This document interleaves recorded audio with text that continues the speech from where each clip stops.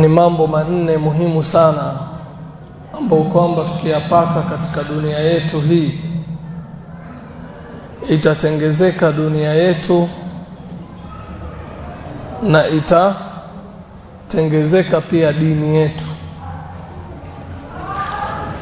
Mambo manne yakipatikana, dunia yetu na dini yetu zote mbili zitakuwa sawa. Lakini tulipokosa haya mambo manne, dunia yetu imeharibika na akhira yetu pia imeharibika. Wanasema maulama, qawamu ad-din wa ad-dunya ala 4 rijal. Kupata mwelekeo wa dini na dunia ni mpaka tupate watu aina 4. Wakipatikana watu aina 4, ndo dini yetu na dunia yetu itatengezekewa. Mtu wa kwanza, alimun musta'milu ilmahu, ni msomi ambao kwamba ni mwenye kutumia elimu yake. Alimun ya'malu biilmihi, ni msomi anayefanyia kazi elimu yake. Wajahilun la yastankifu an yata'allam, na mjinga ambao kwamba aisi kinyaa kusoma. Wa ghaniyun la yabkhalu bimalihi, na tajiri ambao kwamba hafanyi bakhili na mali yake. Wa faqirun la yabi'u akhiratahu bidunyahu, na fakiri ambao kwamba hayuko tayari kuuza akhira yake kwa ajili ya dunia yake. Fa idha dayya'a al-'alimu 'ilmahu istankafa al-jahilu an yata'allama, wa idha bakhila al-ghaniyyu bimalihi ba'a al-faqiru akhiratahu bidunya ghayrihi. Iwapo msomi hatafanyia kazi elimu aliyokuwa nayo, basi mjinga atachukia kusoma hii elimu. Na iwapo tajiri atafanyia ubakhili mali yake, hapo fakiri atakuwa tayari kuiuza akhira yake kwa ajili ya dunia yake, kumuuzia mtu mwingine. Sisi ni ummatu ikra, sisi ni umma ambao kwamba tumeambiwa tusome. Na hapa naomba munielewe vizuri na munisikilize kwa makini. Elimu yoyote isiyokuwa ya dini utaifanyia kazi ikiwa umeajiriwa. Elimu yoyote isiyokuwa ya dini utaifanyia kazi ikiwa umeajiriwa. Sijui mnanielewa? Ukiwa daktari, haufanyii kazi udaktari wako mpaka upate mgonjwa. Ukiwa lawyer, haufanyii lawyer kazi yako ya uloya mpaka upate mwenye kesi. Na ukiwa dereva, pilot, mwatreni wa basi, huwezi fanyia kazi elimu yako mpaka uajiriwe. Lakini ukisoma elimu ya dini, ukiajiriwa usipoajiriwa, lazima uifanyie kazi. Ni kweli si kweli? Kwa sababu aslan sisi tumeletwa hapa duniani kwa ajili ya kufanya ibada, na hauwezi kufanya ibada yoyote mpaka uwe na elimu. Na leo maafa makubwa yaliyokuja katika ulimwengu mzima ni pale vijana walipokoseshwa kusoma elimu ya dini. Ndio utaona wazee wetu zamani ilikuwa hawajui chochote kwa upande wa secular, lakini watoto wao walikuwa na maadili, si ndio? Walikuwa na tabia njema, si ndio? Walikuwa wakweli, walikuwa waaminifu. Lakini leo watu wamesoma sana, wamekosa ukweli, wamekosa uaminifu, vijana ndo washika makabare watu kwa kupora mali zao, vijana ndo wanadhulumu watu, makubaliano na ahadi wanaoweka hawatekelezi. Ni kwa nini? Kwa sababu zamani ilikuwa watu wanasoma kwa malengo ya kuwa na utu, lakini saa hizi vijana wengi wanasoma kwa malengo ya kupata pesa, ndio maana utu imepotea. Unanielewa sijui? Ndio maana hata kijana akisoma sana secular yona aibu kusema wewe ni babake, kwa sababu watembea na champali, na amesahau wewe watembea na champali ili yeye avae buti. Amesahau wewe wavaa nguo za kuraruka ili yeye avae nguo mpya. Amesahau wewe wakesha ili yeye apate mahali pa kulala na kula, na akiwa mgonjwa kipatikane pesa yeye kupelekwa hospitali na ipatikane fizi ya kumlipia wewe karo. Lakini baada kuwa shasoma ameitwa manager wa kampuni fulani, atakuzika hata kama uko hai. Akiuliza babako asema alikufa kutokea zamani. Kwa nini? Kwa sababu wengi katika watoto tumewaelewesha saa hizi kwamba ili upate maisha mazuri ni usome secular. Mfano mdogo tu, saa hizi skuli zimefungwa. Hii majengo kati ya Waislamu na wasiokuwa Waislamu kina nani wengi? Wako wapi watoto wa Waislamu sasa hivi? Huko walipo wanafanya nini? Ama hicho wanachokifanya huko ni muhimu kuliko haya yanayoongelewa hapa? Lakini hawa watoto tumewakosa hapa kwa qala Allah qala Rasulullah. Ndo hao wakija mwanamuziki wataenda wajaze sehemu. Mbona tumefikia hali hii Waislamu? Kwa hiyo lazima kitu cha kwanza kupatikane wasomi wanaofanyia kazi usomi wao. Yaani watu kwanza wasome elimu ya dini kisha wafanyie kazi elimu ya dini. Ndio Mtume sallallahu alaihi wasallam amehimizwa akaambiwa omba dua hii, wa qur rabbi zidni ilma, ewe Mola wangu nizidishie elimu. Elimu gani hapo? Ni elimu ya sheria, ni elimu ya dini. Amamboa aombe dua hiyo. Na anasema Sufyan ibn Uyayna rahimahullah, lam yazal an-nabiy sallallahu alayhi wa sallam yazdadu min al-ilmi hatta tawaffahu Allah azza wa jalla. Hakuacha Mtume sallallahu alayhi wasallam kuendelea kuzidisha elimu mpaka pale Allah alipomfisha.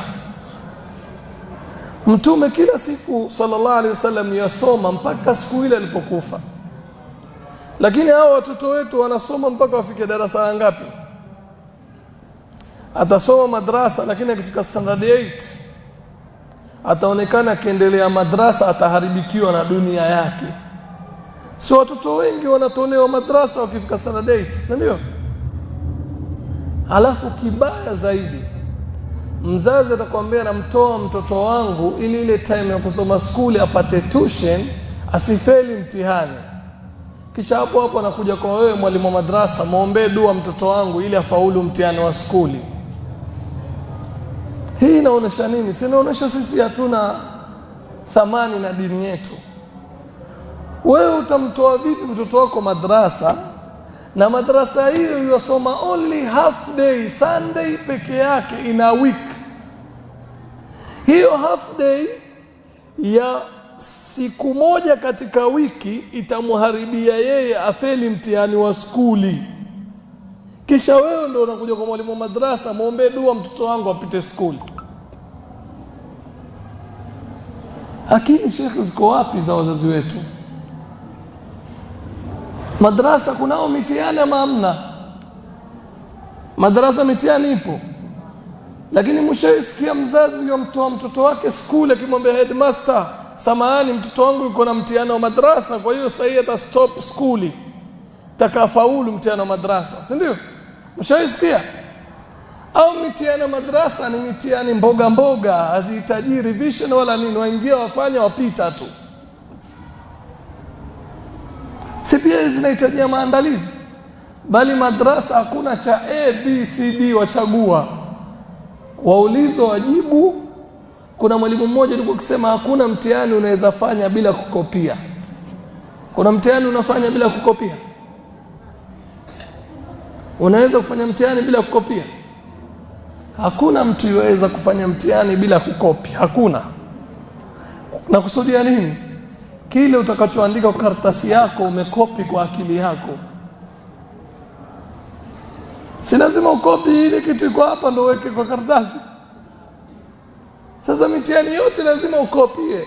Inategemea unakopia sehemu gani. Unakopia kwa mwenzako ama unakopia kwa akili yako? Ukikopia kwa akili yako right, lakini ukikopia kwa mwenzako wrong. Sawa?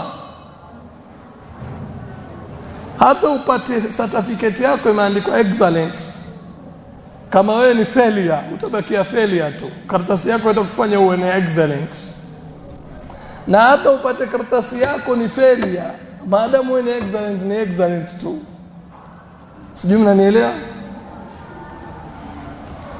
Kwa hiyo wallahi hili ni jambo linalosikitisha sana.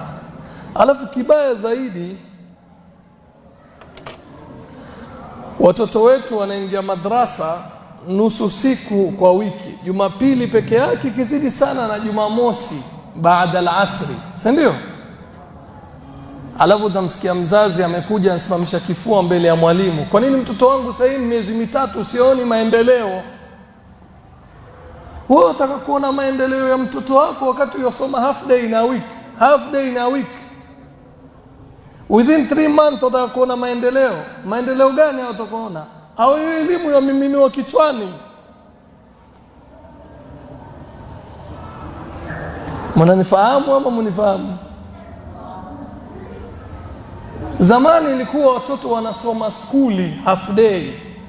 Na hao watoto waliokuwa kusoma half day mpaka mchana wanaingia madrasa, wamefaulu pakubwa kwa maisha yao. Ikabadilika, half day haitoshi, wakawa wanaingia mpaka saa 10. Saa 10 mpaka magharibi au insha wanaenda madrasa. Hao pia walifaulu biidhnillah.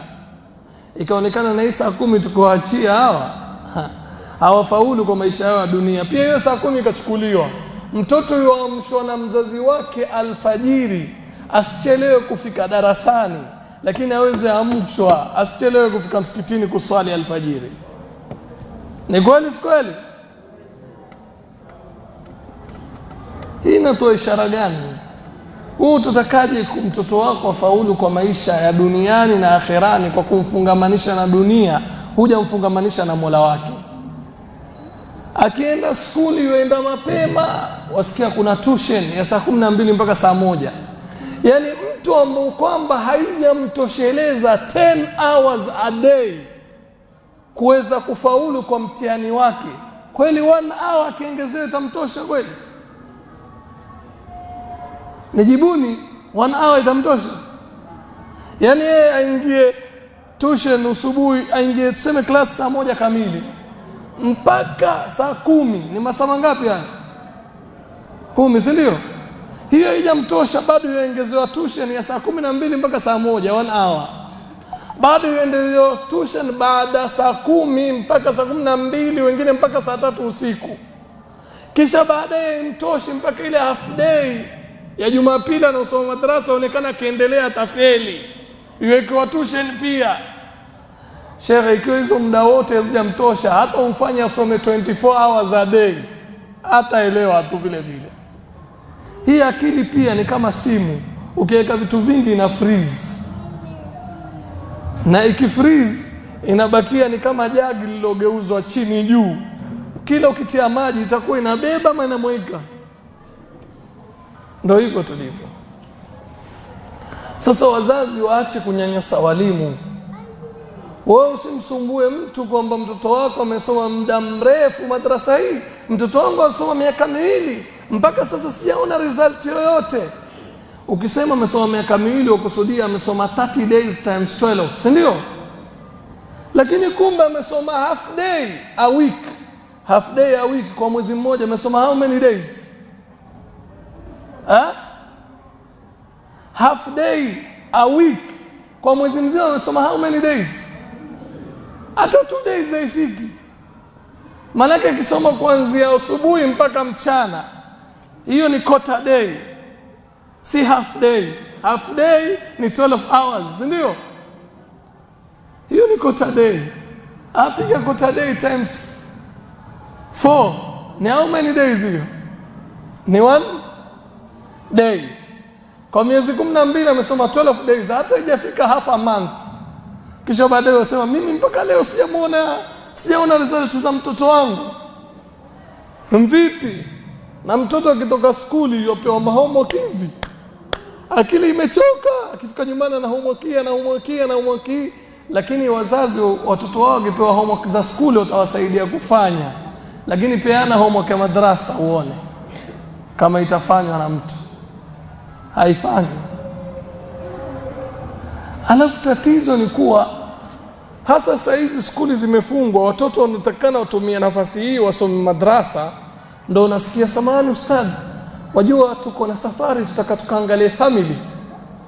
Samahani ustadhi, wajua tuko na safari, kuna harusi ya anti yangu, nataka watoto wangu wawe. Mbona hizi safari zenu muombi ruhusa skuli, mnakuja kuomba madrasa? Ama haya si matatizo tuko nao sisi wazazi? Hiyo ndio ishara inaonyesha kwamba sisi hatuipendi dini yetu kabisa. Mtume sallallahu alaihi wasallam ameamrisha ombe dua ya kutaka ziada katika elimu. Inna Allah lam ya'mur nabiyahu an yazdada min shay'in illa min talab al-ilm. Allah hakumwamrisha nabii wake atake ziada ya kitu isipokuwa kutaka ziada ya elimu. Ndio maana Mtume sallallahu alaihi wasallam kila asubuhi ilikuwa akiomba dua akisema Allahumma inni as'aluka ilman nafi'a wa rizqan tayyiba wa amalan mutaqabbala. Kwa sababu elimu ziko aina mbili, kuna elimu yenye manufaa na kuna elimu isiyokuwa na. Ndio unatakiwa uombe dua Allahumma allimni ilman nafi'a. Ewe Allah nielimishe mimi elimu yenye manufaa. Na haitoshi kuwa na elimu yenye manufaa, wanfa'ni bima 'allamtani, na ninufaishe mimi kwa kile ulichonielimisha. Sababu mara nyingine za kuwa uko na elimu yenye manufaa inawanufaisha wengine na wewe haunufaiki na hiyo elimu. Ni sawa sawa na mshumaa, wachomeka, wengine wananufaika kupata mwangaza, lakini wewe mshumaa unazidi kuyayuka, si ndio? Na elimu kuna yenye manufaa na kuna yenye madhara. Kuna elimu yenye madhara. Hebu nitoleeni mfano elimu yenye madhara kama gani? Nani ataniambia elimu yenye madhara ni gani? Kuna elimu yenye faida na kuna elimu yenye hasara, yenye madhara. Elimu mbaya yenye madhara ni gani? Nipatieni mfano. Hamujui? Mnajua hamujui? Swali langu mmelifahamu ama mjalifahamu? Elimu, kuna elimu yenye faida na kuna elimu yenye hasara. Je, elimu yenye hasara ni gani?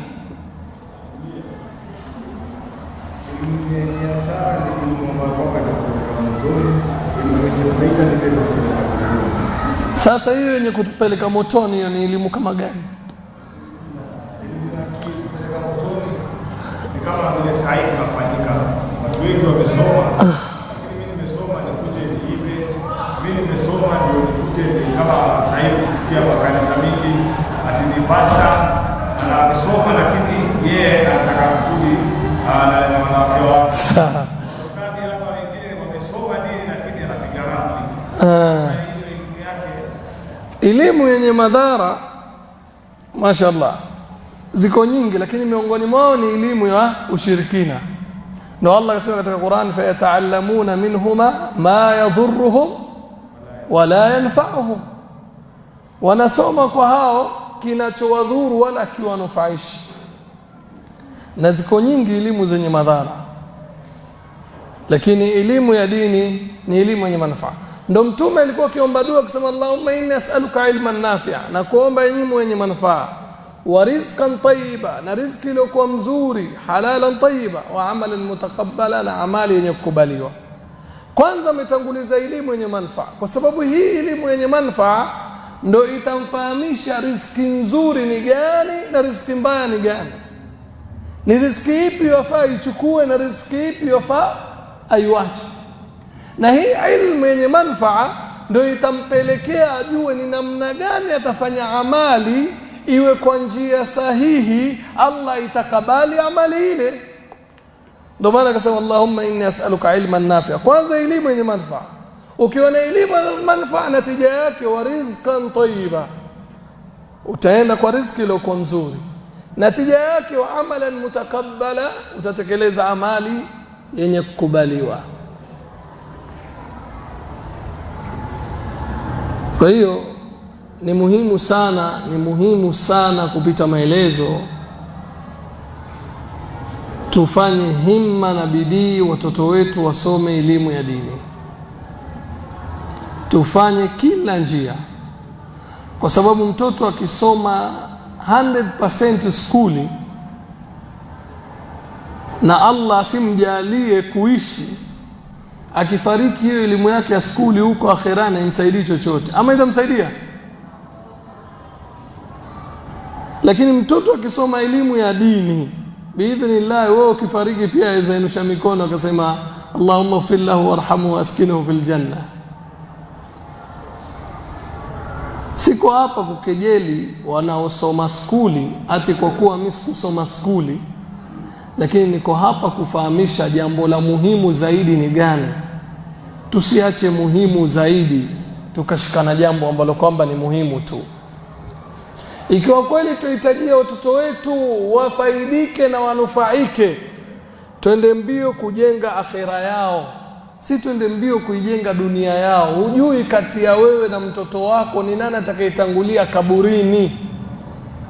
Kwa hiyo kimbilia kumtengezea akhera yake mtoto wako. Akitangulia yeye, umemwandalia. Ukitangulia wewe, umemwandalia kuinushia mikono na kuombe Mungu. Lakini angalieni saa hii, watoto wingi ni rudeness kwa wazazi wao, ni wajeuri kwa wazazi, bali tuko wakati ambao kama mtoto yuko tayari kumuinushia silaha mzazi wake na kumpiga. Ni kwa nini? Skuli kuna somo la kufundisha umuhimu wa mzazi kwa mtoto? Iko mada hiyo skuli? Hamna. Lakini mada hiyo iko kwa elimu ya dini, mtu ajue umuhimu wa mzazi, amthamini, aishi naye vizuri. Na Allah tabaraka wa taala katika Qur'an alishasema, hal yastawi alladhina ya'lamuna walladhina la ya'lamun, je, wako sawa wanaojua na wasiojua? Hii ni aya iko na pande mbili. Je, wako sawa wanaojua na wasiojua? Tusiwaeke pamoja wanaojua na wasiojua, swali bakie pale pale. Je, hao wanaojua peke yake wakikusanywa elimu yao iko sawa?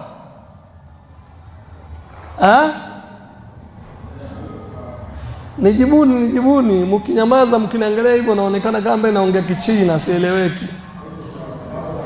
Wakikusanywa pamoja wanaojua peke yao bila wajinga, elimu yao iko sawa? Haiko sawa. Fauka kulli dhi ilmin alim.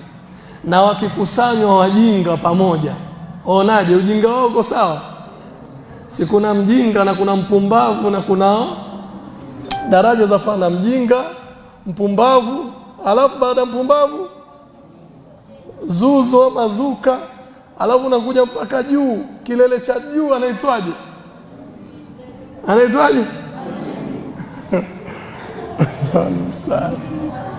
Sasa ikiwa wanaojua wakiko pamoja wako sawa, je, na wasiojua wakiko pamoja wako sawa? Je, tukiweka anayejua na asiyejua, itawezekana wawe sawa?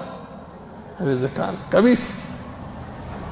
Na wallahi tusisindwe na wanyama. Wanyama hawana akili, lakini Allah akiwapatia ilmu wanaifanyia kazi.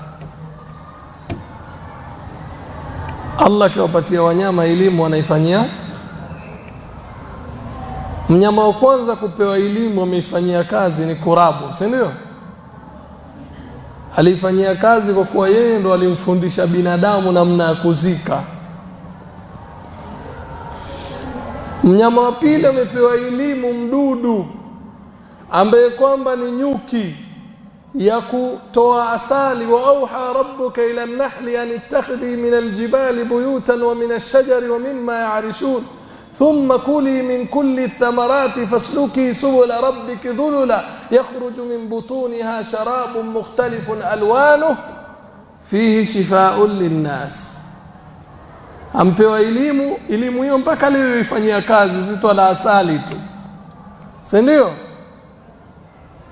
Na Allah tabaraka wa taala amempatia elimu ndovu, kujua ile ni al-Kaaba, akakataa kuivunja, si ndio?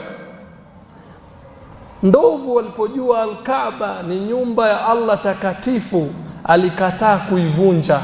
Sisi twajua mambo mangapi ya dini matakatifu na twayachezea na kuyaharibu, si ni mingi?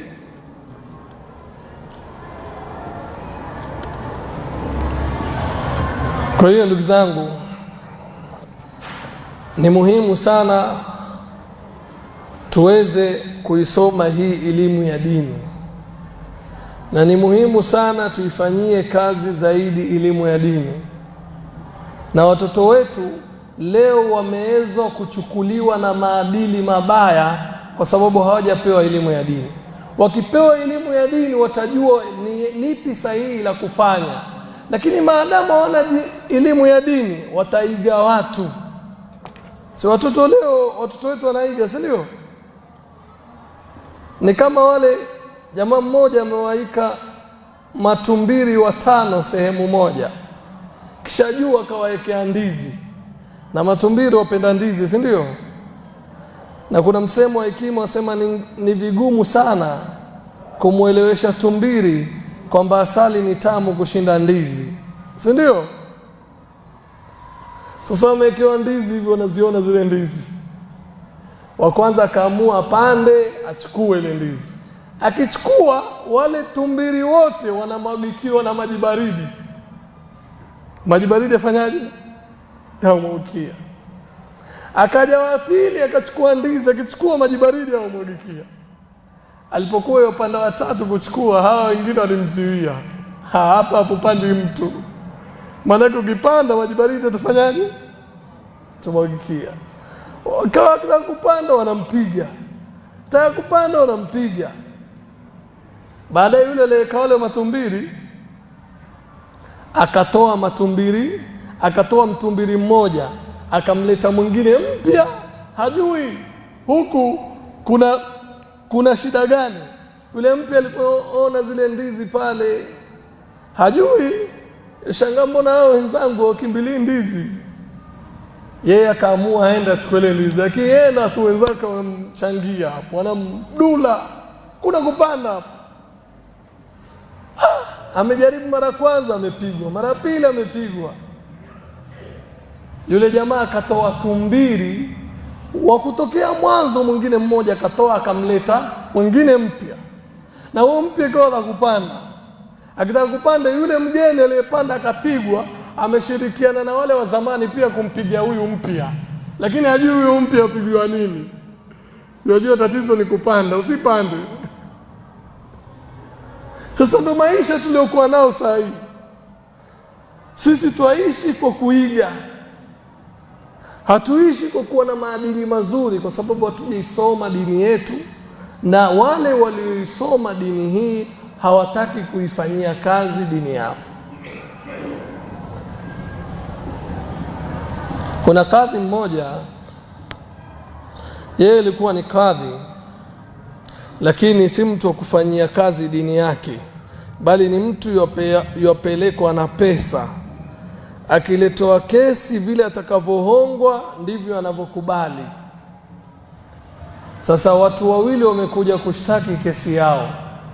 Mmoja yafanya kazi ya kufuga kuku na mwingine yafanya kazi ya kulima watermelon. Sasa yule wa kuku akajua huyu kadhi yopenda rishwa, akamletea kuku, akamwambia hii ni zawadi nimekuletea, takrima nimekuletea, lakini lengo la kumletea ni ile ashinde kesi.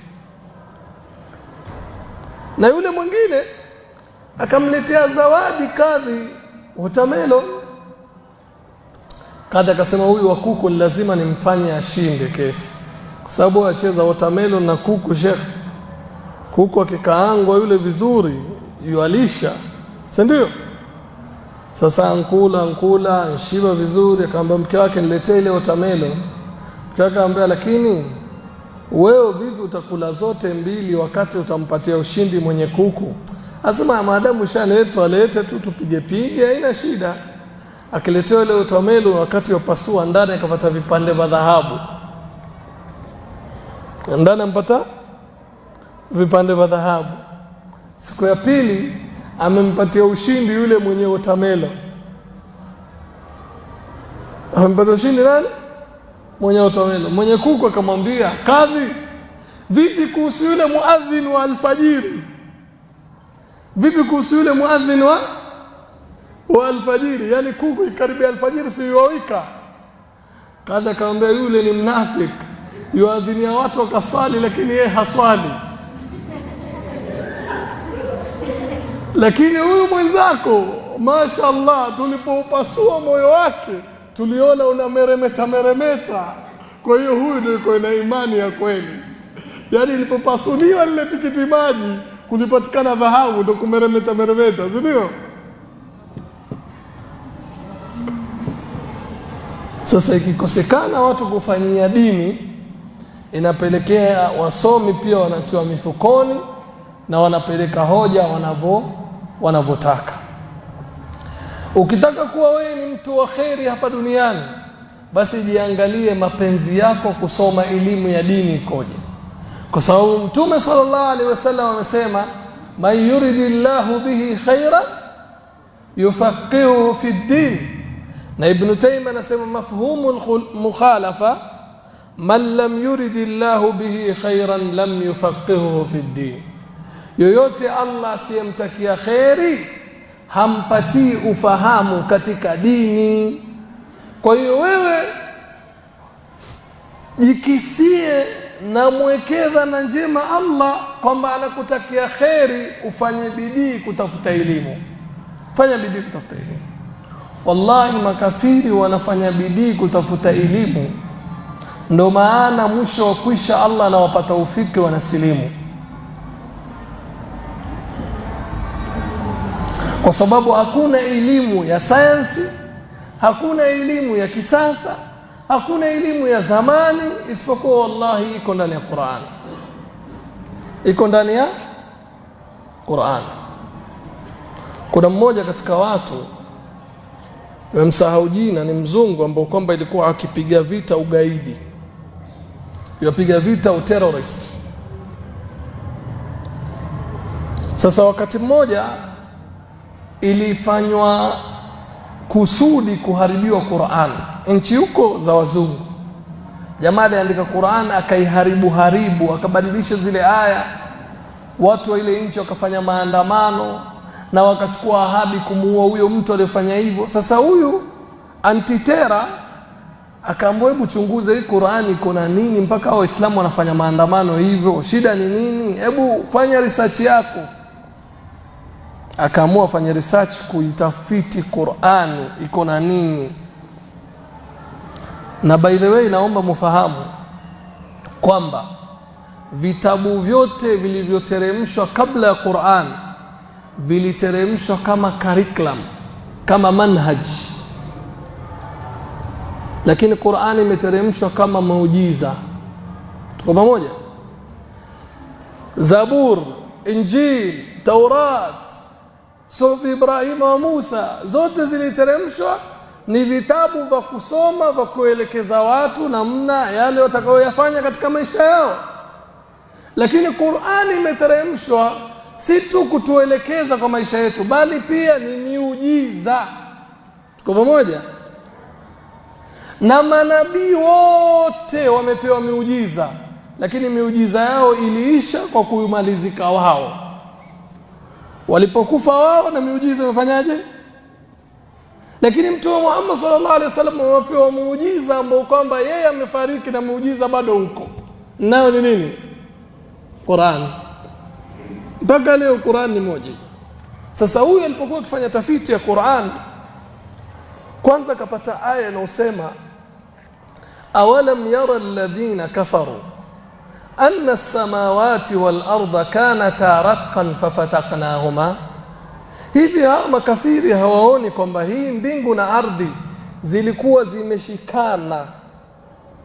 Allah alipoumba mbingu na ardhi zilikuwa zimeambatana, kisha Allah sema fafataqnahuma, tukaziachanisha. Na yeye alikuwa ni msomi, yosoma vitabu, na katika vitabu anavyosoma vinaelezea hivyo hivyo kwamba asli mbingu na ardhi zimekuwa zimefanyaje? Zimeshikana. Na kitu kilichoshikana pamoja kama vile mpira ulivyoshikana, ukipasuka si watoa upepo, watoka na moshi, si ndio? Ni kweli si kweli? Ndio hivyo hivyo Allah alipoipasua hii mbingu na ardhi kuiachanisha, ilitoka moshi. Thumma stawa ila samai wa hiya dukhan, si ndio? Ilitoa moshi mwanzo. Kwa hiyo hii ikampatia wasiwasi. Mtume Muhammad sallallahu alaihi wasallam miaka 1000 nyuma alijuaje hili jambo? Na wakati huo ilikuwa hakuna maendeleo, vipi amejua? Akaja aya nyingine sasa, akasoma aya ya pili inayosema was-samaa banaynaha biaidin wa inna lamusi'un, na mbingu tumeiumba kwa nguvu zetu na sisi tunaendelea kuitanua mbingu. Sisi tumeitanua, tunaitanua. Yani kila siku mbingu inafanyaje? Kila muda ikisonga mbingu inafanyaje? Inapanuka. Hakusema wa inna qad wassa'naha, amesema wa inna lamusi'un, bimaana kitendo cha kupanuka kwa mbingu bado kinaendelea, kija stop. Akaangalia research zake, je, ni kweli mbingu kila wakati inapanuka? Akaja kugundua kuna mtu aliweka microscope ya kupima mbingu kwa muda fulani, akaona kila muda ikisonga ile size inazidi kuwa kubwa. Hapo akasilimu. Kafanyaje? Sasa kilichomfanya sasa na yeye akalingania wengine kwa Uislamu ni aya iliyosema wa alqa fil ardi rawasiya an tamida bikum. Aya zinazoongelea majabali, waljibala autada. Allah tabaraka wa taala sema kwanza tumeziweka hizi jabali juu ya ardhi, zimethubutu vizuri, zimeketi makini vizuri. Lakini pia lengo la kuwekwa jabali juu ya ardhi ni kuidhibiti hii ardhi isiwe na mtikiso, itulie. Tuko pamoja? Na wanasayansi wanasema ukubwa wa ardhi unaoona juu na macho yako ni mara 3 yake kwa ndani ya ardhi. Mfano wake jabali juu ya ardhi ni mfano wa msumari juu ya mbao. Ili mbao zishikane vizuri ni lazima zipigiliwe msumari, si ndio? Na lazima ipigiliwe msumari sehemu inayofaa. Ukipiga sehemu isiyofaa ishikane, si ndio? Na Allah ameweka majabali sehemu zinazofaa. Alafu asli ya msumari inakuwa, nafasi kubwa ya msumari inakuwa ndani ama inakuwa nje. Ndio hivyo hivyo majabali ukubwa wake zaidi uko ndani ya ardhi, lakini nje ya ardhi tunaona kubwa, lakini ni ndogo ukilinganisha na ndani ya ardhi. Hii ndo aya ikamfanya alinganie dini ya Uislamu na aseme dini ya Uislamu ni sahihi.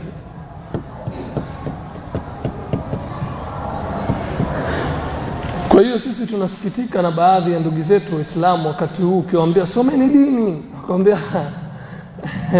soma dini bwana, mambo masahaba nyumba za udongo, sisi tuko katika nyumba za tiles saa hii bwana. Sheikh, Qur'ani ndio iko na maendeleo yote. Asli yao wazungu kujua matiles na kujua nyumba za vioo, si ni Qur'ani?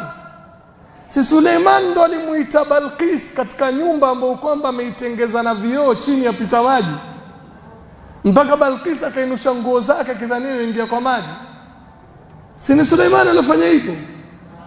Sasa hao wana kitu gani cha maendeleo waliozidisha kwa haya ambayo kwamba tunayasoma katika Qur'ani?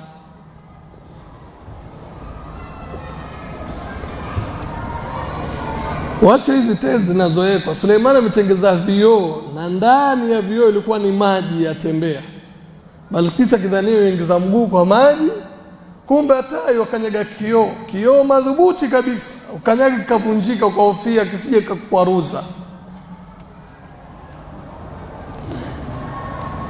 Na hivi nyinyi mnafahamu kwamba plastic surgery imetajwa katika Qur'an? Mnajua plastic surgery imetajwa ndani ya Qur'an? Pale Iblis anapochukua ahadi anasema, Allah sema illa shaytanan maridan la'anahu Allah wa qala la attakhidhanna min ibadika nasiban mafruḍa wa la udhillannahum wa la umanniyannahum wa la amurannahum falayubattikunna adhana al-an'am wa la amurannahum falayughayyirunna khalqa Allah. Nitawaamrisha wabadilishe maumbile ya Allah, ulivyowaumba watabadilisha. Hivi masahaba zama zao ilikuwa kuna mkorogo kweli? Ilikuwa watu wapiga mkorogo? Lakini mkorogo huko saa hii, mtu ukiangalia vidole vyake hapa vyote vyeusi, lakini ukiangalia uso wake utadhania ni Muhindi au ni Mwarabu. Katika mwili wake amejaa makovu na mapu tofauti tofauti. Shida ni mkorogo na kujibleach. Na wengine wamefika wasi zaidi, wamemtii Iblis aliyochukua ahadi atabadilisha maumbile yao, wanafanya plastic surgery. Mwingine ilikuwa ni jamaa mmoja 2013, nilipata habari yake, ilikuwa ni jamaa wa kukimbia mbio hii, yashinda sana, amejifanyia plastic surgery. Yeye ilikuwa na watoto 4. Saa hii yeye hao watoto 4 wa mwanzo wanamuita baba, lakini yeye saa hii pia ni mama. Kwa hiyo ni 2 in 1. Wakati huo ni baba na wakati huo ni nani? Mama. Alipoulizwa mbona umefanya hivi, asema shajua raha ya wanaume wanaopata, sasa ilikuwa nataka kujua na raha ya wanawake wanaoipata.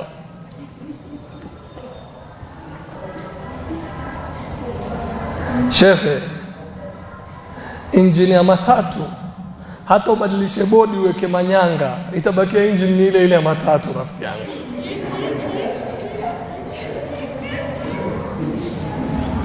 Ni kweli? Watu tu ndio watadanganyika waseme hiyo ni manyanga, lakini maadamu injini ni ile ile haiwezi change chochote. Yaani Allah haja kuumba wewe mwanamke, haja kupatia wewe mambo ya period kwa mwezi, haja kupatia hormones za wanawake. Sasa wewe hata ubadilishe sehemu ya clutch uweke brake, bado utabakia vile vile.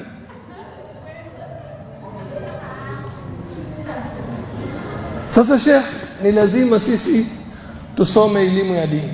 Wakikosekana wasomi ni alama sisi kuangamia. Muhammad bin Sirin anauliza mahi alamatu ahlaki nas, ni alama ipi ya kuonesha watu wameangamia? Akasema mautu ulamaihim, wakifa wasomi watu wameangamia. Na watu wakikataa kuwasikiliza wasomi wameangamia.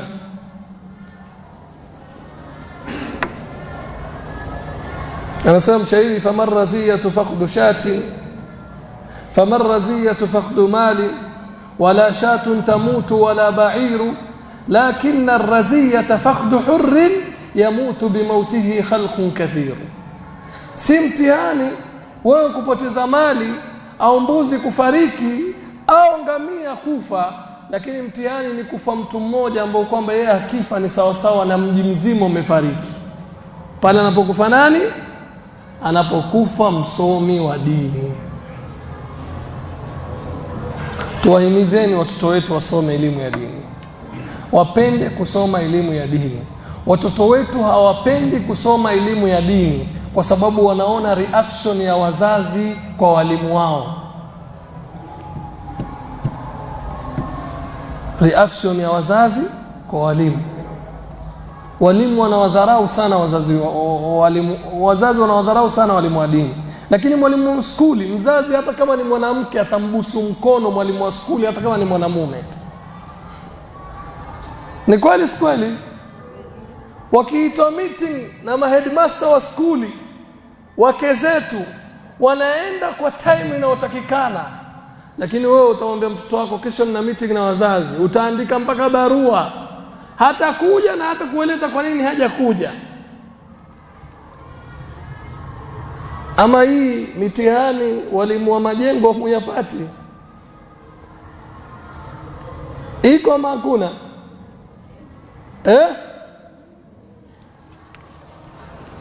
Kwa hiyo ikiwa situation ni hii, kwani mtoto atatamani kusoma dini kweli? Ndio pale mtoto akifeli skuli waambia basi kama umfeli skuli usikose huku na huku, tabidi tu uende madrasa. Madanda head ndio wanapelekwa madrasa, wakifaulu wapelekwe. Basi kama unkosa kuajiriwa kwa kampuni usikose kuwa mwadhini wa msikiti kidogo.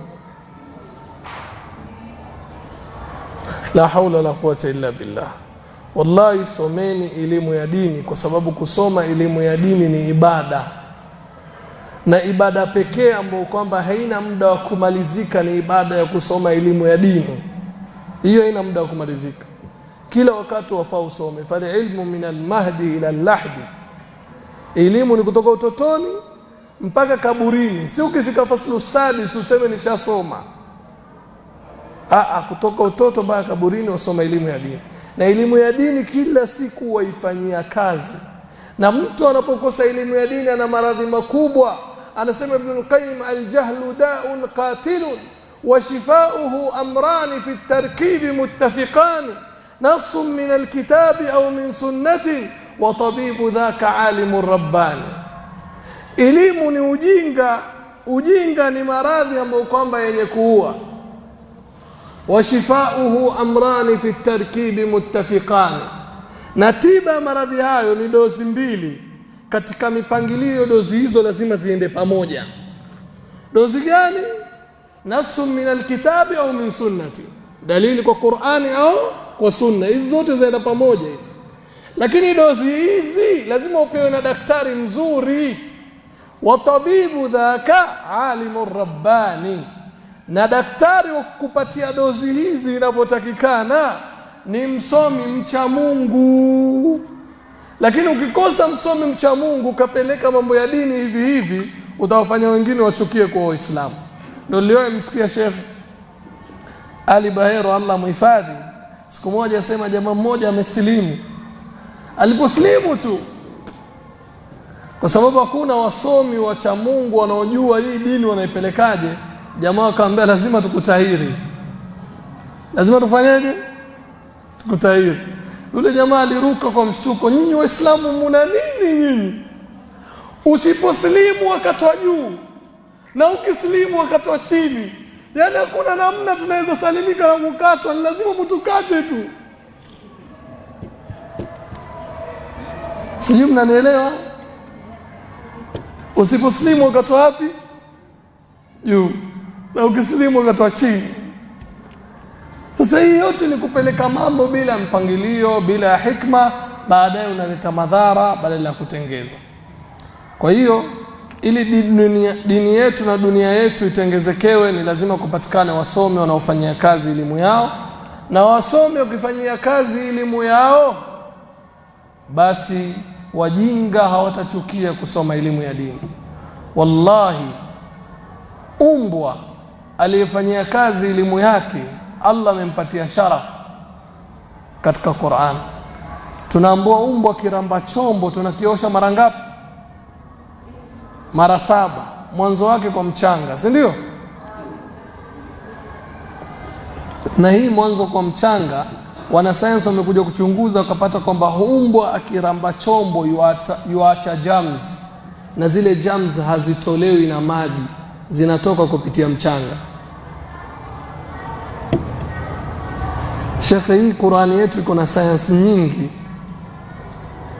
Dini yetu iko na sayansi nyingi. Angalia, mbona, kwa nini mtu hajajiuliza swali, mbona Mtume aseme kwanza isuguliwe na mchanga, kisha baadaye ndio ije na maji, kisha maji mara 6, mchanga mara 1? Kwa nini? Sababu kuna germs. Lakini mbwa huyu akikuindia mnyama kwa elimu na sheria na shuruti zilizowekwa, akafanyia kazi elimu hiyo, akakuindia mnyama, je, unaambia mnyama muoshe mara 7? Si hakuna kuosha mara 7, ni umchinje umle, si ndio? Kwa hiyo alipofanyia kazi elimu yake, Allah amempatia sharaf na amefanya kile yule mnyama anayewindwa na huyu umbwa aliyofanyia kazi elimu yake, umoshi tena mara 7, anakuwa ni halali na unamchinja unakula.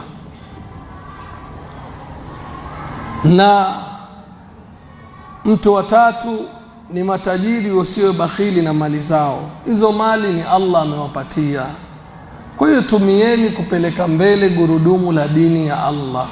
Msitumie kuwa ni vizingiti na viziwizi dini ya Allah isisonge mbele. Saidieni, nyosheni mkono wenu, kwa sababu Allah amewapatia hiyo mali kuwachagua nyinyi mufanye khairat kama hizi. Anfiqu mimma razaqnakum min qabli an ya'tiya yawmun la bay'un fihi wala khullatun wala shafa'a wal kafiruna humud dhalimun. Lakini matajiri wa leo ni matajiri ambao kwamba huu mlango wa kutoa kwao ni wazito kukubali, wengi sana. Nakumbuka miaka kadhaa nyuma, kama 10 kama sijakosea, ama 9, nilitoa mahali kuajiriwa mimi kwa imamu na khatibu pia. Jamaa mashallah, usione hivi Muhammad, huu msikiti umegharimu 50 milioni kuujenga. 50 milioni. Nataka uwe imamu na khatibu katika msikiti wangu. Sawa, wanipa ngapi mshahara? Inshallah tutakupa 10,000. 1000 ngapi? 10,000. Sheikh, mimi niko na family, hiyo 10,000 itatoshaje? Nini? Mambo ya dini lazima ujitolee. Hivi mimi nauliza swali, kati ya msikiti na imamu ni nani bora zaidi?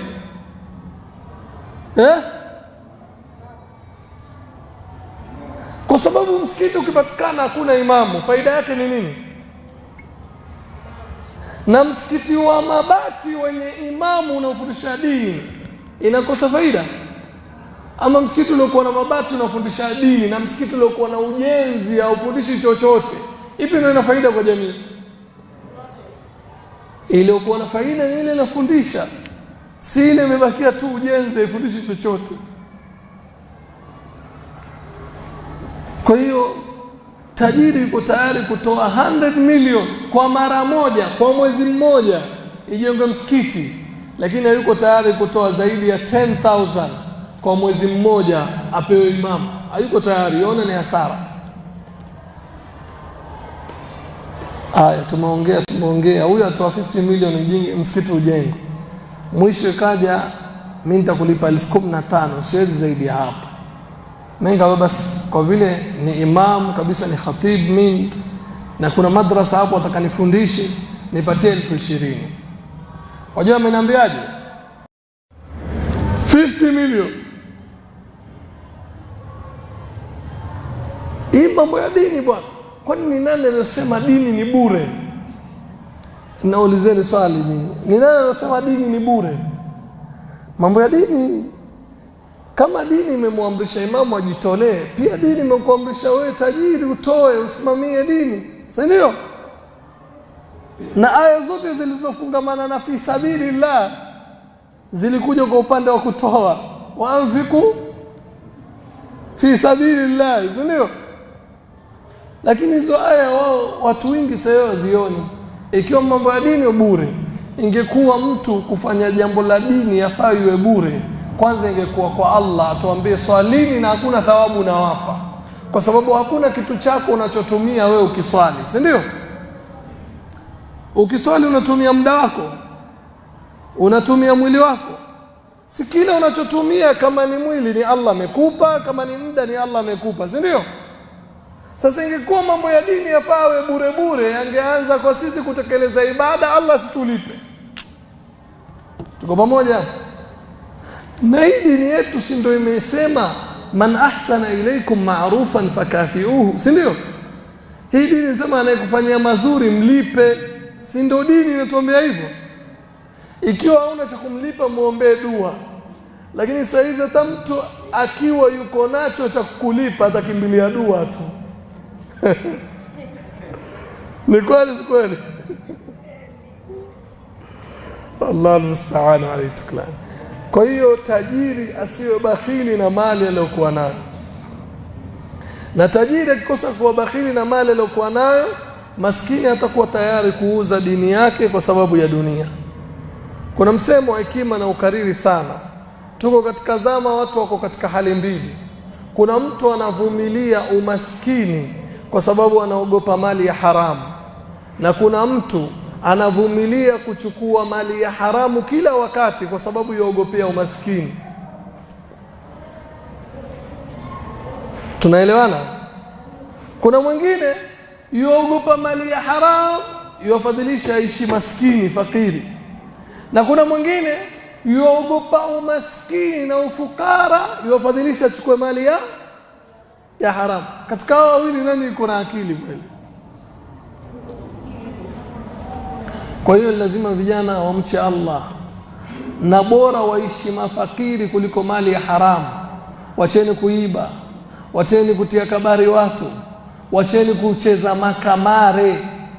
Inatia chuki baina yenu, inawatia stress, mpaka mwingine ndio yule mama juzi amejiua kwa sababu ameingia katika kamare, na ambao siku hizo unakuwa pilot na simu yako. Ugusa simu aendesha ndege tu wewe. Kisha baadaye ukishtukizia ushamalizwa hela zako. Ridhika na kidogo ulichopewa. Siku zote ukiwa na tamaa nyingi inakuwa rahisi kutapeliwa. Na siku zote ukiifuata dini unasalimika na madhara mengi. Lakini ukishindwa kuifuata dini ukafadhilisha hawa, inakutia kwa majanga makubwa na mazito mno. Assalamu alaikum wa rahmatullahi wa barakatuh.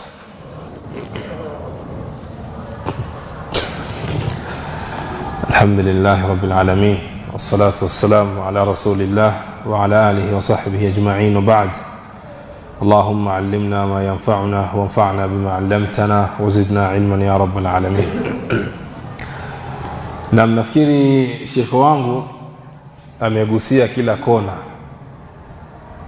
na namshukuru vile vile kuwa amevuta muda, kwa sababu angenipa muda mrefu ningeshindwa kuyasema, kwa sababu bila shaka amekava sehemu takriban zote. Maudhui ambayo ameizungumza ni maudhui ambayo ni muhimu sana katika jamii yetu sasa hivi tunavyoishi.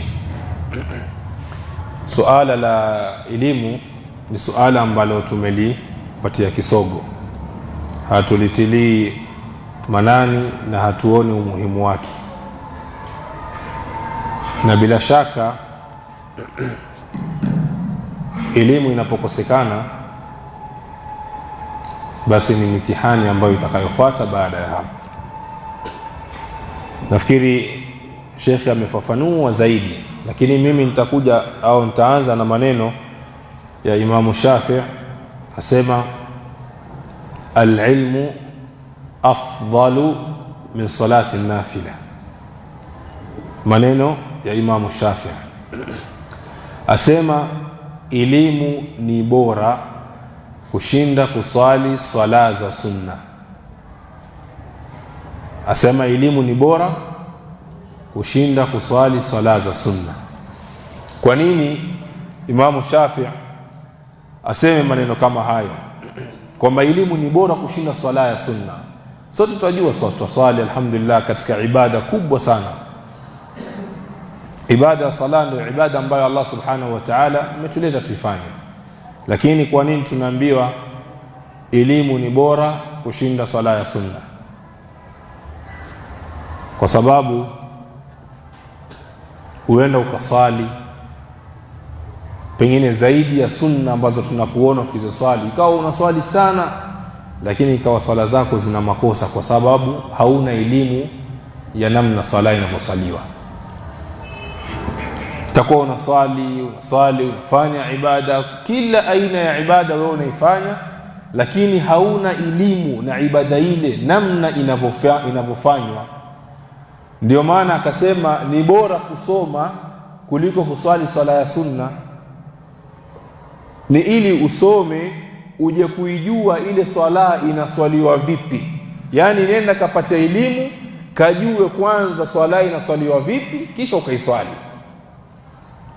Si sasa hivi twaswali alhamdulillah, lakini je, katika swala zetu tuna makosa kiwango kikubwa sana. Nitawatolea mfano mmoja.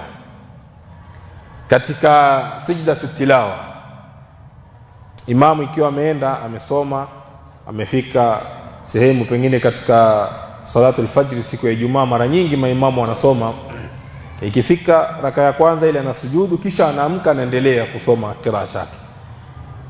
Wingi hatujui kule kuamka kutoka chini, hakuna kile kikao cha kupumzika kisha ndo uenuke, watakikana utoke chini moja kwa moja mpaka juu. Lakini wingi hatujui kwa sababu gani? Kwa kuwa hatuna elimu na swala hilo. Isitoshe, safu zetu tunavyokuja kupanga safu katika swala, twakosea katika upangaji wa safu za swala. Kwa sababu gani tunakosea? Kwa sababu hatuna elimu na swala hilo. Kwa hiyo ni kusoma kwanza, kajue kwanza, kisha katende. Makusudio ya Imamu Shafi'i rahimahullah tabaraka wa taala. Kwa hiyo haya maneno tayari yanatupa picha ya umuhimu wa elimu. Ndugu katika imani, elimu ni nguzo muhimu sana katika jamii au katika maisha ya mwanadamu. Ni kama pale Sheikh wetu aliposema Allah subhanahu wa ta'ala asema, qul hal yastawi alladhina ya'lamuna walladhina la ya'lamun, au lizasali, wanaojua na wasiojua je, wanalingana? Kisha jawabu tukaekea mbele, inma yatadhakkaru ulul albab, wale kwenye kuyajua hayo na wenye kuyazingatia hayo na wenye kuona tofauti ya watu hawa wawili ni wale wenye akili. Kuona tofauti ya anayejua na asiyejua ni wale wenye akili, wanaweza wakatofautisha. Na bila shaka hapa sisi tulioko hapa akili tunazo, twaweza tukatofautisha. Ndipo pale tukaulizwa wajinga wako katika daraja ngapi, wengine wetu ilikuwa twajibu. Kwa sababu gani? Twajua, tunayo akili ya kuona hilo. Kwa hiyo ndugu katika imani, elimu ni suala la lazima katika jamii. Alafu isitoshe, katika faida vile vile za kuwa na elimu, hata mwanadamu anapofariki, asema alayhi salatu wassalam, idha mata al-insan inqata'a amaluhu illa min thalath. Mwanadamu anapofariki mambo yake yote yanakatika, yote yanasimama, isipokuwa mambo matatu.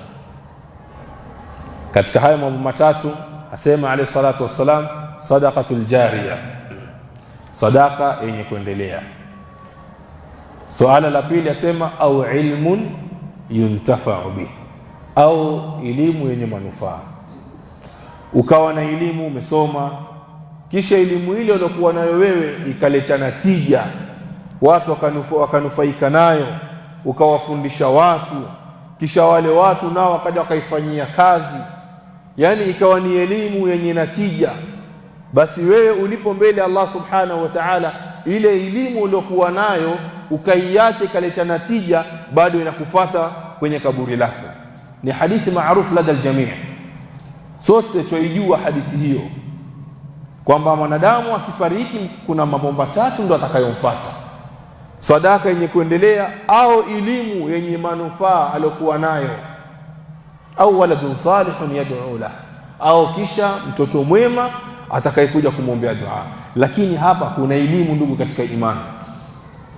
Elimu iliyoko hapa ni elimu yenye manufaa. Mojawapo ni elimu hii ya dini, japokuwa ilmu ziko nyingi. Huenda ukawa na elimu ukaifundisha ikaleta manufaa kwa jamii, lakini miongoni mwa ilmu ni elimu hii ya dini. Ukawa na watoto ukawafundisha, wakafundishika na ile dini iliyowafundisha, wakaishi nayo katika misingi mizuri ikawa italeta manufaa kwa jamii, ni faida inakufuata mbele ya Allah subhanahu wa ta'ala. Ndugu zangu ni katika imani, elimu ni suala la kuzingatiwa.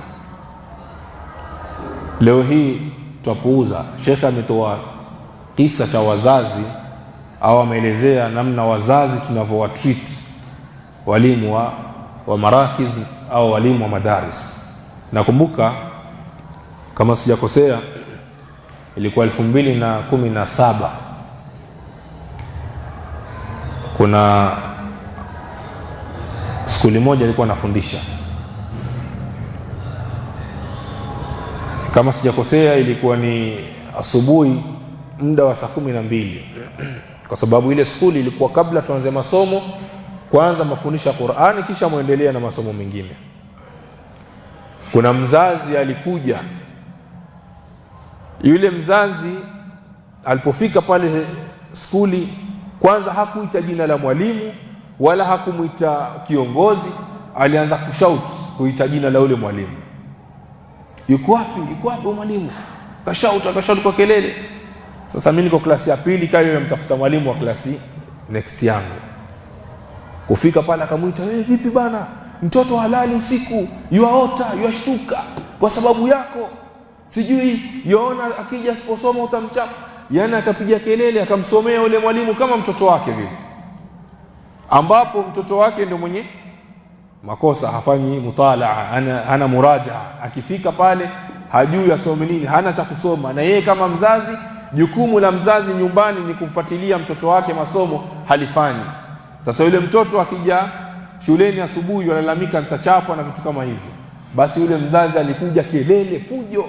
Tukamwangalia sote pale, na uzuri yule mwalimu hakumjibu, akajiona ni mjinga, akaenda zake. Na kisha huyu mwalimu mtoto wake akamweka kando, ikahamulizi shari wala amulizi khairi, amwangalia tu. Na walimu wote wa madrasa ikawa yule mtoto amemweka kando, ambapo ilikuwa ni sawa kama mzazi kuna kosa ameliona ni aje kwa mwalimu, kwa sababu watoto mara nyingi hawasemi yale ya sawa, yani maneno ya ukweli hawayazungumzi kwa wazazi. Lazima atatafuta kitu ambacho kitamdefend, azungumze uongo, ajaribu kupamba maneno yake ili yeye aonekane mkweli, mwalimu aonekane muongo. Sasa hapa faida ilikuwa ni wapi kwa wazazi, namna ya kuwakemea walimu bila nini yoyote? Kwa hiyo elimu, ndugu zangu, ni katika imani, ni suala la lazima na ni suala la kushirikiana baina ya walimu na wazazi.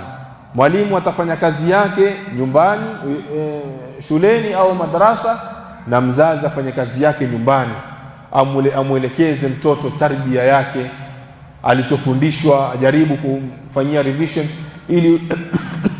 ili ule mtoto apate kuelewa zaidi na aone pia mzazi ana mchango katika kusoma kwake.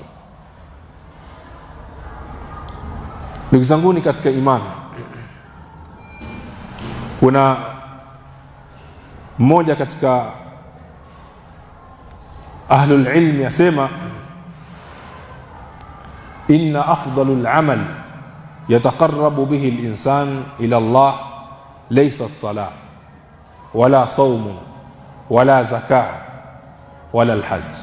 Asema kitu ambacho kinamkaribisha zaidi mwanadamu au kinamweka karibu na Mola wake subhanahu wa ta'ala sio sala wala sio saum wala sio zaka wala sio haji. Kisha endelea asema, walakin afdalul amal yataqarrabu bihi al-insan ila Allah huwa talabul ilm. Asema isipokuwa kitu ambacho kinamkaribisha zaidi mwanadamu na Mola wake subhanahu wa ta'ala ni elimu, kwenda kuitafuta elimu na kuisoma elimu. Kwa sababu gani? Kwa nini si swala? Kwa nini si saum? Kwa nini si zaka? kwa nini si haji? Na hizi zote zilizotajwa hapa ni katika ibadati ambazo ni za faradhi. Swala ni faradhi kuiswali, saum ni faradhi kuifunga, zakatul mal ni kutoa, ni lazima, haji ni lazima kwa yule mwenye uwezo. Hizi ibada zilizotajwa hapa zote ni za lazima, lakini kwa nini sio ibada ambazo zinamkaribisha zaidi mwanadamu na Mola wake Subhanahu wa Ta'ala? Kwanza imewekwa hapa ni talabul ilmi, kwa sababu ni kwenda kuisoma tauhid, kwenda kumjua Allah Subhanahu wa Ta'ala, kwenda kumpwekesha Allah Subhanahu wa Ta'ala, kumjua Allah ni nani. Hauwezi kuja kuswali hapa wewe na hujui unakuja kumswalia nani. Hauwezi kufunga na hujui na kumfungia nani. Lazima umtambue Allah, lazima uijue tauhidi kwanza, ujue namna ya kumpwekesha Allah Subhanahu wa Ta'ala, kisha baadaye ufuate baada ya hayo. Huwezi kuja kuswali hapa na wewe bado hujaamini la ilaha illa Allah. Swala itakubalika? Haiwezi. Lazima kwanza uijue la ilaha illa Allah maana yake ni nini, ujue kumpwekesha Allah Subhanahu wa Ta'ala ni kupi, umwelewe Allah Subhanahu wa Ta'ala zaidi, kisha baadaye ndio uje na swala, kisha uje na saum, uje na zaka, kisha baada hapo uje na haji. Hauwezi kutanguliza hayo ikiwa hujamfahamu Mola wako Subhanahu wa Ta'ala. Kwa hiyo ni kinachomkaribisha mwanadamu zaidi na Mola wake jalla fi ula ni kuitafuta elimu, kwa kuwa unaenda kumtambua Mola wako Subhanahu wa Ta'ala, ni kwenda kumjua Mola wako Subhanahu wa Ta'ala. Ndugu zangu ni katika imani, haya yote tunaoyazungumza twajua, mshaelewa kwamba elimu ni bora, elimu ni muhimu, lakini kuyakariri na kuyasisitiza ili ni baada ya hapa tuyafanyie kazi. Kesho kutwa watoto hawa tulionao ndio tutakuja kuwategemea baadaye. Lakini je, mustakbali wa baadaye tumeanza kuutekeleza au tumeanza kuukuza? Hatuwezi tukatekeleza au tukatengeneza jamii ya baadaye ikiwa sasa tutalala. Kuna sehemu nilienda kutembea kidawa, alikuwa tumeenda rihla ya kidawa. Kufika ile sehemu, mmoja katika watu wa ile sehemu akaniita kando, kanambia, bana, umepanga mada gani kuja kutuzungumzia? Kamweleza ile mada ambayo mimi nilikuwa nimeipendelea. Akanambia, bana, mimi ninaombi, twaomba uzungumzie umuhimu wa elimu. Kamuuliza kwa sababu gani? Katuambia, bana, katika hii jamii yetu hatuna madrasa wala hatuna walimu wa madrasa. Watoto wetu wakitoka skuli kusoma skuli wanaenda kuvua samaki. Yaani wakishatoka maskuli, kwa kuwa hakuna walimu wa madrasa, na kabla ya hapo walikuwa, kisha wakaja wakafariki na ikawa hakuna tena kwenye kuanza kusukuma gurudumu kama lile. Kwa nini ilifikia hapo mpaka iwe hawana tena madrasa katika kijiji chao? Kwa nini? Na kabla ya hapo mulikuwa nao walimu. Ni kwa sababu wao wenyewe hawakutilia nguvu elimu, hawakuonesha umuhimu wa kuitafuta elimu.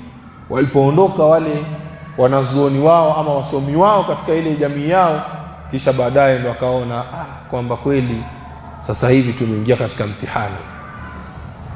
Wanaanza sasa kutafuta vijana mabarobaro wawatoe wakasome, kisha warudi wafundishe pale.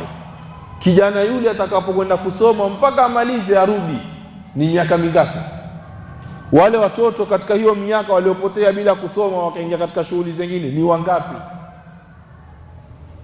Kwa hiyo ni lazima tutilie nguvu kuwasomesha watoto ili baadaye jamii ziwe ni zenye kufaidika na jambo kama hilo. Mtume alayhi salatu wassalam asema, tuangalieni katika faida, yani mlango wa ilmu si kusoma tu, una natija kubwa baadaye. Mtume alayhi salatu wassalam asema, man salaka tariqan yaltamisu fihi ilman sahala Allahu lahu bihi tariqan ila aljanna. mwenye kushika barabara kwenda kutafuta elimu. Hadithi inaisha alayhi salatu wasalam asema sahala Allahu lahu bihi tariqan ila aljanna, kwamba Allah subhanahu wa ta'ala atamfanyia wepesi wa kuingia kwenye mlango wa pepo. Kwa nini? Kwa njia gani? Kwani yeye akienda kusoma tayari kuna njia yake tayari peke yake imetengenezwa? La, kufanywa wepesi kwake ni kwa kuwa amefungukiwa na mambo, ameelewa, amejua kipi ni kizuri, kipi ni kibaya. Ashajua hiki nikikifanya kitanipeleka peponi, hiki kitanipeleka motoni.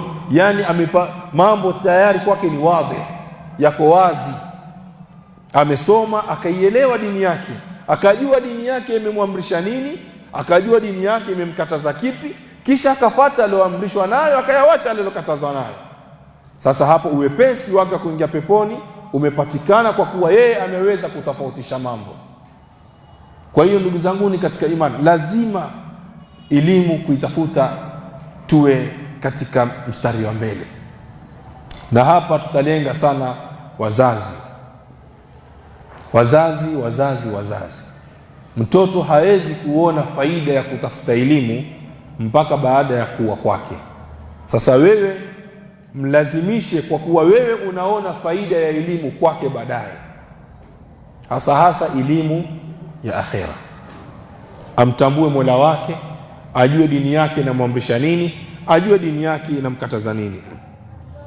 Isitoshe, man kharaja fi talabi alilmi fahuwa fi sabilillah, atakayetoka kwenda kuitafuta elimu yuko katika njia ya Allah subhanahu wa ta'ala, yuko katika fi sabilillah. Ndipo pale nikasema anayetoka kwenda kutafuta elimu kuna natija kubwa baadaye zinafuata.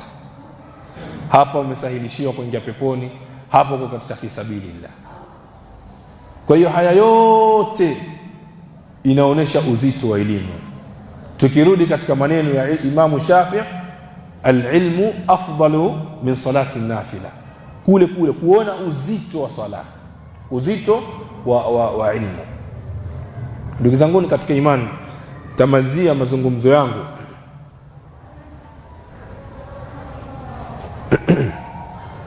kwa maneno ya Muhammad bin Sirin. Elimu tumeizungumza, elimu Sheikh ameizungumza in deep, akafafanua, akaja na mifano ili tuelewe, na alhamdulillah tumeelewa, ili tujue umuhimu wake, na alhamdulillah tushajua umuhimu wake. Sasa huenda hapa tukawa na raghba, sasa tunataka kusomesha watoto wetu elimu, na ndio jambo linalotakikana, na ndio natija sisi wenyewe tunaitaka kwenu nyinyi, ili muone umuhimu wa elimu, kisha muifanyie kazi nguvu zenu katika kuwasomesha watoto wenu. Hilo ndio jambo ambalo tunalitaka kutoka kwenu. Lakini tusitumie zile jazba kisha tukawapeleka watoto wetu sehemu ambazo hawafai kupelekwa kwenda kusoma. Kuna sehemu ambazo lazima unapompeleka mtoto wako kwenda kusoma, lazima umtafutie sehemu nzuri. Ndio maana akasema Muhammad bin Sirin, inna hadha al-ilma dinun fandhur amman ta'khudhuna dinakum. Asema hakika ya hii elimu ni dini, yani dini yenu nyinyi, dini ya Kiislamu imefungamana na elimu, na elimu imefungamana na dini, kwa kuwa hii dini ni elimu na elimu ni dini. Sasa kwa kuwa hii elimu ni dini yenu, sasa angalieni, fandhur amman ta'khudhuna dinakum, angalieni ni wapi munaenda kuchukua dini yenu. Sio popote tu dini inaenda inachukuliwa.